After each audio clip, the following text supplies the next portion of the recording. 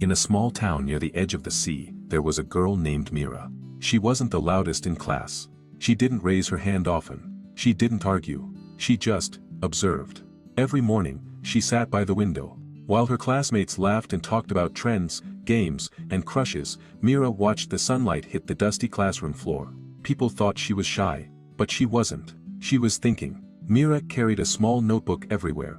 It wasn't fancy. The cover was peeling, and some pages were folded at the corners. Inside were stories no one had ever read. Stories about brave girls. Stories about boys who learned to say sorry. Stories about families who healed. Stories about people who survived. One day, their teacher announced a writing competition. "Winner will represent our school in the city," she said proudly. The room buzzed with excitement. Mira said nothing.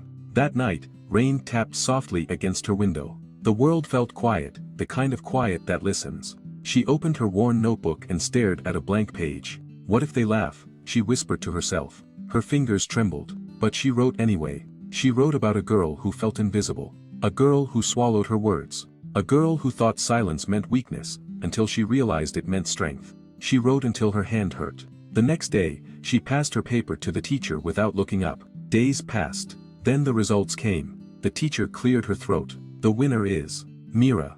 The classroom fell silent. Some students blinked in surprise. Some whispered. Mira felt her heartbeat in her ears. Slowly, she stood up.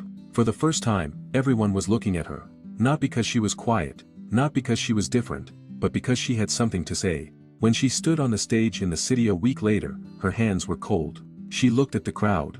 Then she began to read. Her voice was soft at first, but steady. And when she finished, the applause wasn't loud at first, it was warm. Real. Mira smiled. She realized something that day: you don't have to be the loudest voice in the room to be heard. Sometimes, the quietest people carry the strongest stories. And sometimes, all they need is one brave moment.